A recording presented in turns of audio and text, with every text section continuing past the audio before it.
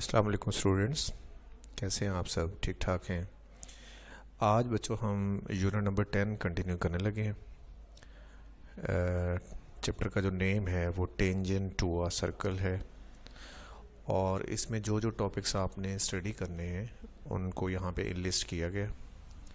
कुछ थ्योरम्स हैं और उन थ्योरम्स के रेलेवेंट कुछ एक्सरसाइजेज हैं, कुछ प्रॉब्लम्स हैं जो आपने थ्योरम्स के जो रिजल्ट्स होंगे, कोरलरीज होंगी, उनको यूज़ करके आपने उन प्रॉब्लम्स को, उन क्वेश्चंस को क्या करना होगा, सॉल्व करना होगा।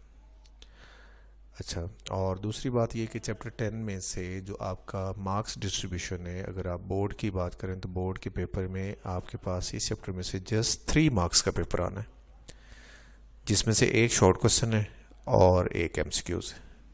टोटल 3 मार्क्स का पेपर आपके पेपर के अंदर होगा, इस चैप्टर में से डिस्ट्रीब्यूट होगा, उसका हिस्सा आएगा। तो आप लोगों ने इसको प्रिपेयर करना है, अच्छी तरह से प्रिपेयर करना है। लेकिन फ़िलहाल हम इसका क्या करेंगे, थ्योरम्स, एक्सरसाइजेज, इसकी रिव्यू एक्सरसाइज, इसका हम सब कुछ करेंगे। बाद में डिसाइड किया जाएगा कि इसमें से थ्योरम या इसमें से एक्सरसाइज में से क्वेश्चन वो बोर्ड में आना है या नहीं आना, वो बाद की बात है। मे भी बाद में जो आपकी स्कीम है, वो जो डिस्ट्रीब्यूशन होती है मार्क्स की, वो भी क्या हो सकती है, चेंज हो सकती है। तो आपने इसे फ़िलहाल फुल चैप्टर को ही स्टडी करना है, फुल चैप्टर को ही देखना है, ताकि कहीं से भी अगर कोई क्वेश्चन आ जाए तो आपको कोई इशू नहीं होना चाहिए। ठीक है। टेंजेंट टू अ सर्कल, कुछ बेसिक डेफिनेशंस हैं, पहले उनकी बात कर लेते हैं। सबसे पहले है secant of a line, secant of a circle या सीकेंट टू अ सर्कल भी से बोलते हैं। ये डेफिनेशन है। Secant is a straight line which cuts the circumference of a circle into two distinct points। मतलब सीकेंट एक ऐसी लाइन होती है जो सर्कल के सर्कमफेरेंस को 2 पॉइंट्स पे क्या करती है, कट करती है। उसने यहाँ पे एक्सप्लेन किया इन द फिगर। ये जो फिगर है, ये वाली जो फिगर में ये जो लाइन पी क्यू है, इसकी बात हो रही है। पी क्यू लाइन को उसने एल से रिप्रेजेंट किया हुआ है। ये पी क्यू लाइन गौर से देखें, इस सर्कल को 2 पॉइंट्स पे P और Q पे क्या कर रही है, टच कर रही या कट कर रही। इसलिए हम इस लाइन का जो नाम होगा, ये L लाइन, जिसको हमने पी क्यू पॉइंट से भी रिप्रेजेंट किया हुआ, यानी कि ये लाइन L सर्कल को P और Q पॉइंट 2 जगह पे कट करती जा रही, इसलिए इस लाइन का नाम L जो लाइन है, इसका नाम क्या होगा, सीकेंट ऑफ अ सर्कल या secant to a circle. Next definition है आपके पास tangent to a circle. Tangent of a circle भी होता है, बोलते हैं इसे, या टेंजेंट टू अ सर्कल भी बोलते हैं। Tangent to a circle is a straight line which touches the circumference at a single point only. यानी कि टेंजेंट एक ऐसी लाइन होती है जो आपके सर्कल को जस्ट एक पॉइंट पे क्या करती है, टच करती है। ये देखिए सर्कल नंबर 2 में, ये C2 stands for circle number 2। Circle number 2 में जो ये लाइन AB है, ये गौर से देखें, ये AB लाइन क्या कर रही है, आपके सर्कल को जस्ट एक पॉइंट जो कि T है, उस पर क्या कर रही है, टच कर रही है। तो एक पॉइंट पे अगर टच करके आपकी जो लाइन है, अगर एक ही पॉइंट पे छू कर जाएगी, टच करके जाएगी, तो उस लाइन का नाम क्या होगा, टेंजेंट लाइन या टेंजेंट टू अ सर्कल। ठीक। इसमें ये जो पॉइंट है T, इस T पॉइंट का भी एक स्पेसिफिक नाम है। क्या नाम है, द पॉइंट ऑफ टेंजेंसी, यानी कि वो पॉइंट जहाँ पे ये टेंजेंट हो रहा है, जिस पॉइंट पे ये टच कर रही है line, that is also known as point of contact. Point of contact या पॉइंट ऑफ टेंजेंसी एक ही बात है। ठीक है। तो ए बी लाइन, इसमें इस डायग्राम में ए बी लाइन क्या चीज़ है, ये टेंजेंट लाइन है। किस सर्कल के लिए, C2 सर्कल के लिए। तो tangent of a circle and secant of a circle, इन दोनों डेफिनेशंस का आपको कॉन्सेप्ट होना चाहिए पहले 2 थ्योरम्स करने के लिए। अगर आपको टेंजेंट का ही पता नहीं होगा तो आपको पहले 2 थ्योरम्स का आई थिंक कोई इतना ज़्यादा अच्छा कॉन्सेप्ट क्लियर नहीं होगा। ठीक है जी बच्चों, थ्योरम नंबर 1 जो है, इसमें टेंजेंट के रिलेटेड ही है। ये आपके पास गिवन है कि स्टेटमेंट इसकी रीड करते हैं पहले। If a line is drawn perpendicular to a radial segment of a circle at its outer end point, it is tangent to the circle at that point. यानी कि एक लाइन है, ये लाइन जो जा रही है जिसका नाम ए बी है, ये हमने रेडियल सेगमेंट के दो एंड पॉइंट है। यहाँ पे देखें, ये ओ सी क्या है आपके पास, रेडियल सेगमेंट। ओ इसका इनर एंड है और सी इसका आउटर एंड है। तो आपकी जो लाइन है वो परपेंडिकुलर है किसके ऊपर, ओ सी के ऊपर, इस तरह से कि वो सी के ऊपर कितना एंगल बना रही है, 90 डिग्री का। सी के ऊपर कितना एंगल बना रही है, 90 डिग्री का एंगल बना रही है। आपने ये प्रूव करना है कि जो ए बी लाइन है, ये ए बी लाइन जो है ये इस सर्कल का क्या है, टेंजेंट है। और किस पॉइंट पे टेंजेंट है, इसी पॉइंट सी पे। और आपको पता होना चाहिए कि टेंजेंट होता क्या है। टेंजेंट क्या होता है, एक ऐसी लाइन जो आपके सर्कल को जस्ट एक ही पॉइंट पे क्या करे, टच करे। तो आपने ये प्रूव करना है कि जो ए बी लाइन है वो इस सर्कल को सी पॉइंट पे ही टच करेगी, इसके अलावा कहीं पे टच नहीं करेगी। अगर दो पॉइंट्स पे टच करेगी तो अंडरस्टूड है, फिर ये टेंजेंट नहीं होगा। टेंजेंट तो तभी होगा जब ये क्या करेगा, जस्ट एक ही पॉइंट पे क्या करेगा, टच करेगा। गिवन की बात करते हैं। हमारे पास एक सर्कल है जिसका सेंटर ओ है और उसके अंदर ओ सी, ये चीज़ जो है ये क्या है, रेडियल सेगमेंट। हम इसके अंदर एक लाइन लेंगे जिसका नाम ए बी होगा और ए बी जो है वो ओ सी के ऊपर परपेंडिकुलर है, लेकिन परपेंडिकुलर भी कहाँ पे है, आउटर एंड पे। आउटर एंड कौन है इसका, ओ सी का आउटर एंड कौन है, सी। यानी कि ए बी सी वाले पॉइंट पे कितना एंगल बना रही है, 90 डिग्री का एंगल बना रही है। ये आपको गिवन है। आप प्रूव करना चाह रहे हैं कि A B is a tangent to the circle. और टेंजेंट भी कहाँ पे है, क्योंकि टेंजेंट जो होता है वो एक पॉइंट पे टच करता है। और हमने वो पॉइंट कौन सा प्रूव करके दिखाना है कि किस पे टच करता है, एट पॉइंट सी टच करता है। ये हमने प्रूव करना है। ठीक हो गया बच्चों। कंस्ट्रक्शन क्या करनी है आपने कि ए बी के ऊपर आपने कोई पॉइंट सेलेक्ट कर लेना है, लेकिन वो पॉइंट सी नहीं होना चाहिए, सी के अलावा कोई होना चाहिए। मैंने सी के अलावा कौन सा पॉइंट सेलेक्ट कर लिया, पी पॉइंट सेलेक्ट कर लिया।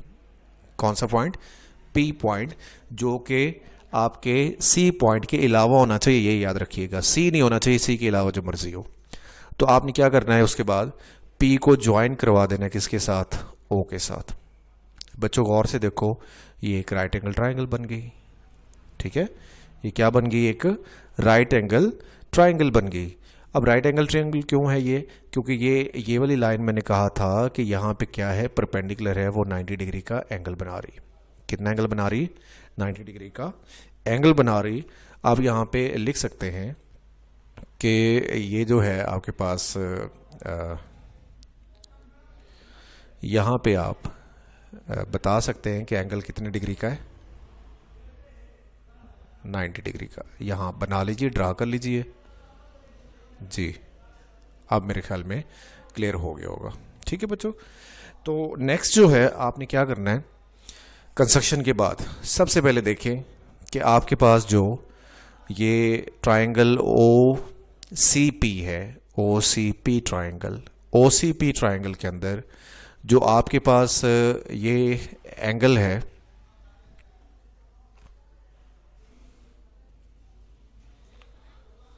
OCP के अंदर जो आपके पास मेजर एंगल OCP है, यानी कि यहाँ पे जो एंगल आपने बनाया था वो कितना है, 90 डिग्री है। ये आपको गिवन है। ये देखिए सामने उसने लिखा है कि AB जो है वो परपेंडिकुलर है किसके ऊपर, OC के ऊपर। अब अगर AB परपेंडिकुलर है OC के ऊपर तो एंगल कितना होना चाहिए, 90 डिग्री का। और ये बात जो है हमें गिवन है, इसलिए उसने ब्रैकेट में लिख दिया गिवन। और बच्चों आपको पता है कि ट्राइंगल के अंदर मैक्सिमम जो राइट एंगल हो सकते हैं, 90 के एंगल हो सकते हैं, वो एक हो सकता है, एक से ज़्यादा नहीं हो सकता। यानी कि OCP अगर 90 डिग्री का है तो जो बाकी एंगल बचेगा, ये वाला एंगल, इसकी बात करते हैं तो ये एंगल कौन सा एंगल होगा, ये OPC एंगल होगा। कौन सा एंगल होगा, OPC एंगल। तो OPC एंगल तो अंडरस्टूड 90 से छोटा होना चाहिए। और 90 से छोटा एंगल जो होता है वो कौन सा एंगल होता है, वो एक्यूट एंगल होता है। तो आपने लिख देना है measure angle OPC is less than 90।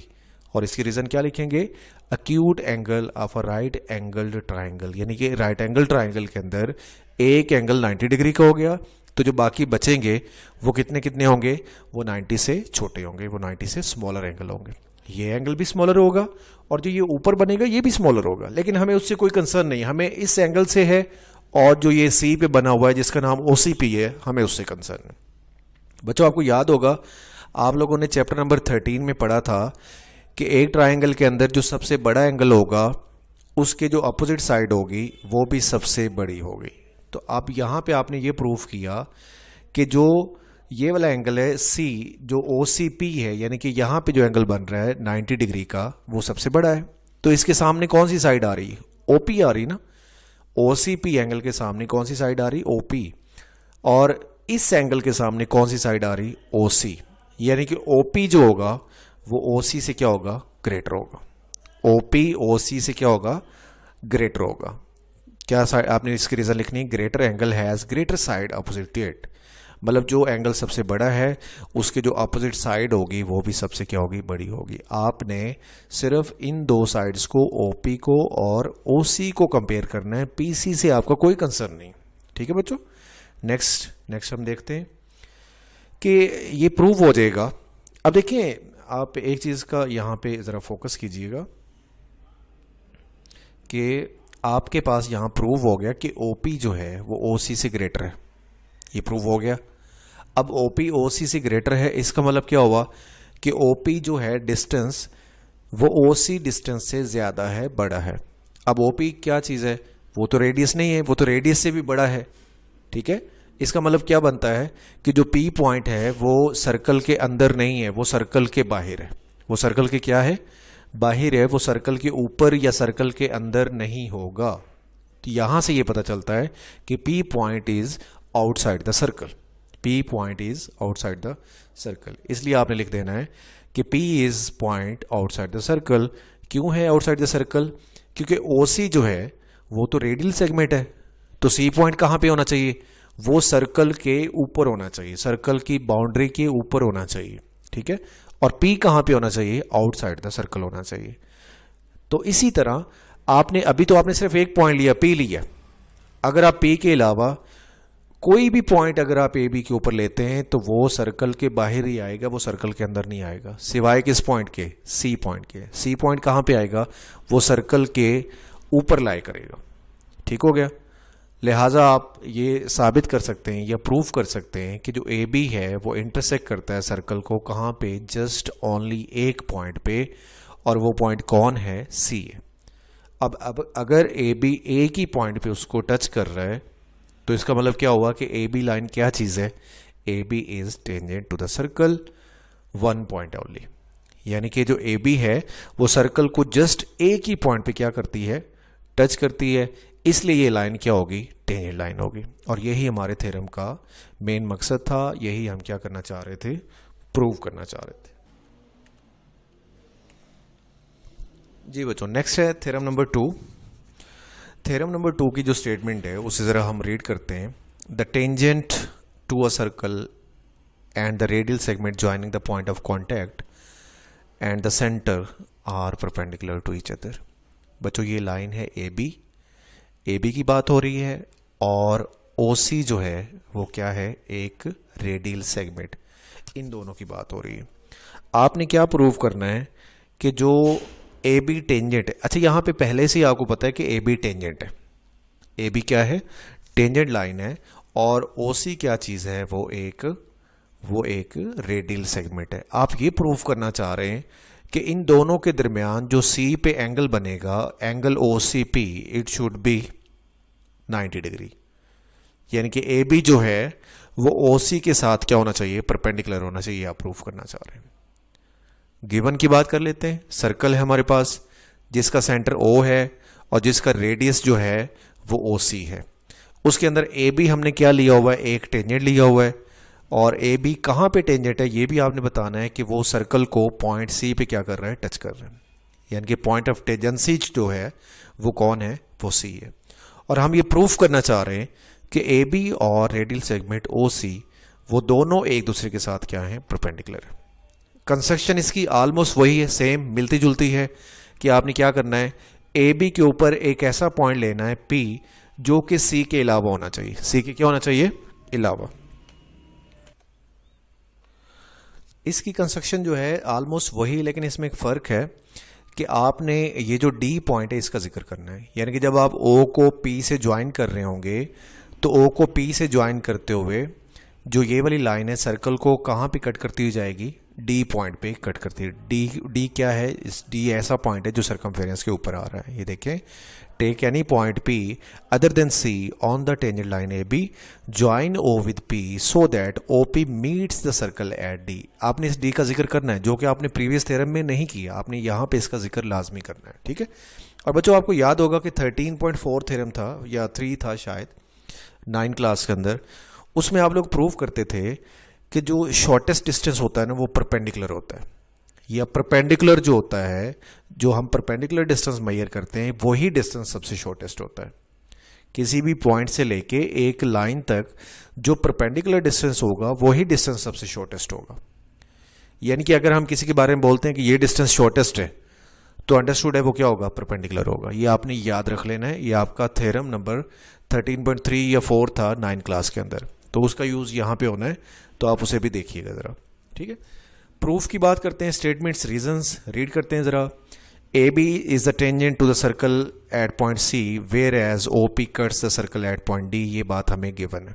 ठीक है, तो हम लिख सकते हैं कि ओ सी जो है वो ओ डी के इक्वल होगा। ओ सी ओ डी इक्वल क्यों होंगे, इसकी रीज़न क्या है, ओ से सी ये रेडियस है, ओ से डी भी क्या होना चाहिए, रेडियस होना चाहिए ना, क्योंकि सेंटर से लेके सर्कल की बाउंड्री तक जितना भी डिस्टेंस होता है उसे आप क्या बोलते हैं, रेडियस बोलते हैं। तो O C will be equal to O D. इसकी रीज़न क्या लिखेंगे आप, radius of the same circle, जो एक सर्कल के रेडियस होते हैं वो हमेशा क्या होते हैं, आपस में इक्वल होते हैं। तो यहाँ पे ये दोनों क्या हो जाएंगे, इक्वल हो जाएंगे। और दूसरी बात आपने क्या लिखनी है कि जो ओ डी पॉइंट है या ओ डी डिस्टेंस है वो तो ओ पी से कम होना चाहिए। क्यों कम होना चाहिए, क्योंकि आप देखें, गौर से देखें, पी पॉइंट सर्कल के बाहर आ रहा है जबकि डी सर्कल के ऊपर आ रहा है। तो अंडरस्टूड है कि ये जो ओ डी डिस्टेंस होगा ये कम होगा और जो ओ से पी डिस्टेंस होगा वो ज़्यादा होगा। लिहाजा आप लिखेंगे कि O C is less than O P, sorry O D less than O P. ठीक है, because P is the point outside the circle. अब पी आउटसाइड द सर्कल है तो ओ से पी तक डिस्टेंस ज़्यादा होगा और ओ से सी वाला क्या होगा, कम होगा। तो आपने लिख देना है कि O D is less than O P, और ओ डी को रिप्लेस कर देना आपने किसके साथ, ओ सी के साथ, क्योंकि ओ डी और ओ सी आपस में इक्वल हैं, लिहाजा आप ओ डी वाली जगह पे ओ सी लिख सकते हैं। इसीलिए उसने यहाँ पे लिख दिया यूजिंग 1 और 2, कि 1 वाला रिजल्ट आपने किस में यूज़ कर दिया, 2 में यूज़ कर दिया। अब देखिए यहाँ पे देखें, आपने किसे प्रूफ किया कि सबसे छोटा डिस्टेंस कौन है, ओ सी जो डिस्टेंस है वो सबसे छोटा है। यहाँ पे आप प्रूव करने में कामयाब हो गए। यू हैव प्रूव्ड दैट कि O C is the shortest distance. आपने फिलहाल ओ सी का जो डिस्टेंस कंपेयर किया है ना वो आपने ओ पी के साथ किया। ओ सी का डिस्टेंस ओ पी से तो छोटा, ये कंफर्म है, ये हमने प्रूव कर लिया।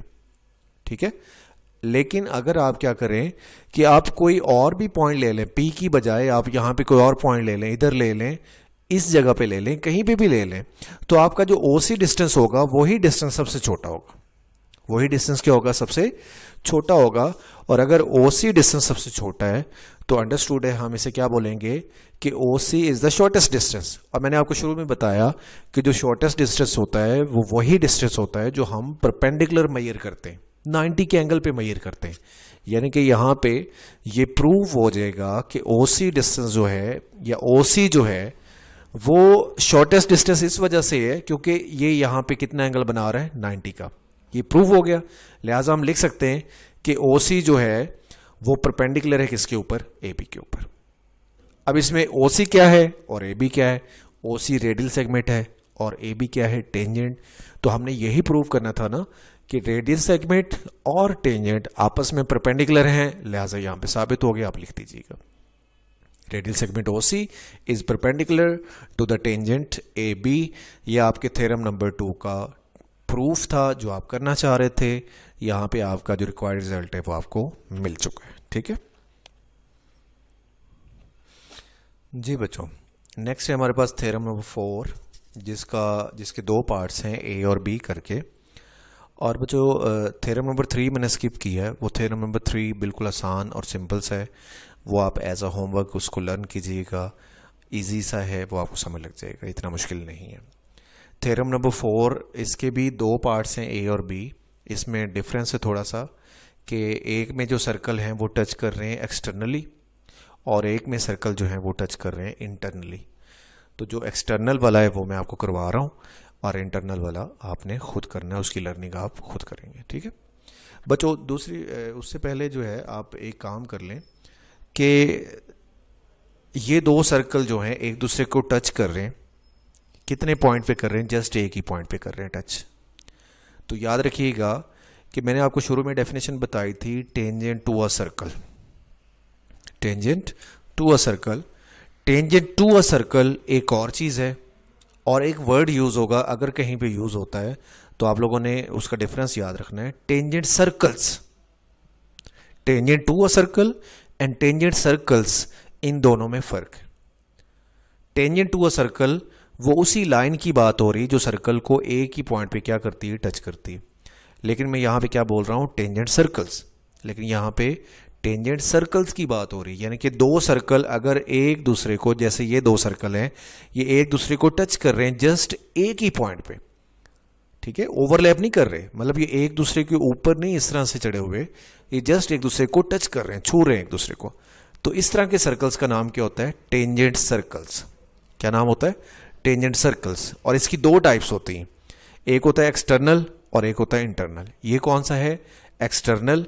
और इंटरनल की बात करें अगर तो उसकी डायग्राम यहाँ बनी है, वो भी शो करो, ये इंटरनल है। इसमें देखें ये जो पिंक सर्कल है ये ऑरेंज वाले सर्कल को टच कर रहा है, लेकिन कहाँ से कर रहा है? अंदर से कर रहा है, इसलिए ये क्या होगा? इंटरनल होगा। और जो मैंने अभी बताया आपको पीछे वो कौन सा होगा? एक्सटर्नल होगा। ये दोनों एक्सटर्नल है। आप प्रूफ क्या करना चाह रहे हैं? आप ये प्रूव करना चाह रहे हैं कि अगर दो सर्कल एक दूसरे को टच करते हैं एक्सटर्नल तौर पे, तो उनके सेंटर्स के दरमियान जो डिस्टेंस होगा वो उन दोनों सर्कल का जो रेडियस होगा उनके सम के इक्वल होगा। ये देखिए लिखा हुआ है, if two circles touch externally then the distance between their centres is equal to the sum of their radii. Sum means plus करना है रेडियाई को, यानी कि दोनों के रेडियस को, तो उन दोनों के जो सेंटर होंगे, इसका सेंटर कौन है? डी, और इसका कौन है? एफ। तो हमें डिस्टेंस फाइंड करना है डी से लेके एफ तक, टोटल डिस्टेंस डी से एफ तक फाइंड करना है। तो डी से एफ डिस्टेंस जो होगा वो हम कैसे फाइंड करेंगे? डी से सी रेडियस, ये पहले का रेडियस है, और एफ से सी रेडियस या सी से एफ रेडियस ये दूसरे का रेडियस है। दोनों के रेडियस को आपस में क्या करेंगे? ऐड करेंगे, तो हमें क्या मिल जाएगा? टोटल डिस्टेंस मिल जाएगा from D to F. Diagram आप देख लीजिए, गिवन की बात करते हैं, two circles with centre D, इसका सेंटर डी है और दूसरे का सेंटर एफ है, और ये एक दूसरे को टच कर रहे हैं एक्सटर्नली। कहाँ पे टच कर रहे हैं? पॉइंट सी पे टच कर रहे हैं, ठीक है। और ये बताया गया कि सी से डी रेडियस है पहले सर्कल का, और सी से एफ जो है वो दूसरे सर्कल का रेडियस है। और हम ये प्रूव करना चाह रहे हैं कि अगर C point D F line के ऊपर कहीं आ रहा है, इस लाइन के ऊपर कहीं मौजूद है, ये देखिए लिखा हुआ P point C lies on the join of centres D and F, यानी कि डी एफ का जो ज्वाइन है, जो डी एफ को लाइन ज्वाइन कर रही है, ये वाली लाइन पूरी सी पॉइंट इसके ऊपर मौजूद है। तो हमने ये प्रूव करना है, अगर सी इसके ऊपर मौजूद है तो आपने प्रूव करना है कि डी से एफ डिस्टेंस वो इक्वल टू होगा D C distance plus F C distance. D C distance plus F, ये देख लिखा हुआ है, measure of D F is equal to measure of D C plus measure of C F. ये आप prove करना चाह रहे हैं। कंस्ट्रक्शन में क्या करना है? आपने यहां से एक लाइन ड्रा करनी है, जो लाइन क्या करेगी? दोनों सर्कल को जस्ट एक ही पॉइंट पे टच करती हो जाएगी। एसीबी लाइन जो होगी वो एसीबी लाइन क्या होगी? वो कॉमन टेंजेंट होगी, यानी कि वो टेंजेंट इसका नहीं होगा, वो टेंजेंट इसका भी नहीं होगा, वो दोनों का इकट्ठा टेंजेंट होगा। ये जो ऊपर से लाइन आ रही है एसीबी, ये लाइन दोनों सर्कल्स का क्या है? टेंजेंट। और कहां पे टेंजेंट है? किस पॉइंट पे टेंजेंट है? ये सी पॉइंट पे टेंजेंट है। ठीक हो गया? क्लियर हो गया? कंस्ट्रक्शन के बाद आप प्रूफ की बात कर लें। जी बच्चों, प्रूफ की तरफ हम आते हैं। उससे पहले मैं यहाँ पे डायग्राम को दोबारा थोड़ा एक्सप्लेन कर दूं कि डीसी क्या है। इसका डीसी रेडियल सेगमेंट है, और ये ऊपर से जो लाइन आ रही है क्या है? टेंजेंट है। तो यानी कि यहाँ पे जो एंगल बनेगा वो कितना बनेगा? 90 डिग्री का बनेगा। इसी तरह ये वाला पॉइंट क्या है? सी एफ, ये लाइन क्या है? ये लाइन सेगमेंट क्या है? ये रेडियस है, और ये ऊपर से टेंजेंट आ रहा है। तो थ्योरम नंबर 2 में आपने ये प्रूफ किया ना अभी कि यहाँ पे जो एंगल बनेगा वो कितना बनेगा? 90। इसलिए आपने प्रूफ के अंदर ये बताना है both circles touch externally at C point whereas C D is the radial segment. ये पहले सर्कल की बात हो रही, बड़े की, ये देखिए बड़े की बात हो रही कि सी डी उसका रेडियल सेगमेंट है और ए सी बी क्या चीज़ है, ये टेंजेंट है, लिहाजा ए सी डी एंगल यानी कि इस एंगल की बात हो रही है, A C D angle is 90 degree. ये देखिए लिखा हुआ है आगे कि major angle A C D is equal to 90। क्यों 90 है यहाँ पे आप बताएं उसे कि रेडियल सेगमेंट सी डी जो है वो आपकी लाइन टेंजेंट लाइन जो ए बी है उसके ऊपर क्या होगा, परपेंडिकुलर होगा। क्या होना चाहिए, परपेंडिकुलर। अब बच्चों ये जो ए बी लाइन है ना, ये उसके ऊपर लाइन सेगमेंट का सिंबल है, ये आप अपनी बुक्स में करेक्शन कर लीजिएगा, उसके ऊपर लाइन का सिंबल बनाएं, दोनों तरफ क्या होना चाहिए, एरो होना चाहिए। नेक्स्ट अब छोटे सर्कल की बात कर लें, सी एफ उसका रेडियस है और ए सी भी क्या है, कॉमन टेंजेंट, लिहाजा ए सी एफ एंगल भी कितना होगा, 90 डिग्री का होगा। क्यों होगा 90 डिग्री का, आपने बताना है कि रेडियल सेगमेंट सी एफ वो ए बी के ऊपर क्या है, परपेंडिकुलर है। ए बी के ऊपर क्या है, परपेंडिकुलर। जो आपकी लाइन ए बी आ रही है सी एफ उसके साथ क्या है, परपेंडिकुलर, तो 90 का एंगल होना चाहिए। अब आप क्या करें, इक्वेशन नंबर 1 को इक्वेशन नंबर 2 में क्या कर लें, ऐड कर लें। इधर से ए सी डी, इधर से ए सी एफ, दोनों को आपस में क्या कर दिया, ऐड। इधर से 90, इधर से 90, ये भी आपस में क्या हो गया, ऐड। लिख देना है सामने रीजन में एडिंग 1 और 2। अब ये जो एंगल है ये आप गौर से देखें, ए सी डी एंगल और ए सी एफ एंगल ये बन गया टोटल 180 का। ये देखें 180 एंगल जो होता है वो किसे शो करता है, एक स्ट्रेट लाइन को शो करता है। किसे शो करता है, स्ट्रेट लाइन को। ये देखिए आपकी स्ट्रेट लाइन कौन होगी, डी सी एफ, यानी कि एंगल अगर आप डी पॉइंट से स्टार्ट करें, सी से होता हुआ कहाँ तक जाए, एफ तक जाए, तो कितना बनेगा, 180 नहीं बनेगा। लिहाजा आप इस पूरे एंगल का नाम क्या रख देंगे, measure angle D C F equal to 180। और आपको याद होगा आपने 9th क्लास में ही पढ़ा था कि अगर दो एंगल्स को सम किया जाए और उनका सम 180 बने तो उन्हें क्या बोलते हैं, सप्लीमेंट्री एंगल्स बोलते हैं, सम ऑफ सप्लीमेंट्री एडजेसेंट एंगल्स।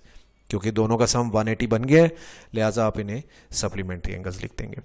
अब देखिए बात सुनिए कि डी सी एफ जो है वो एक लाइन सेगमेंट हमने प्रूव कर लिया कि डी सी एफ जो है वो एक लाइन है और इसमें जो सी पॉइंट है वो कहाँ पे आ रहा है, सेंटर में आ रहा है। उसके नाम से जाहिर हो रहा है डी सी एफ, उसके नाम से जाहिर हो रहा है कि डी सी एफ एक लाइन सेगमेंट है, तो सी कहाँ पे आ रहा है, सेंटर में आ रहा है।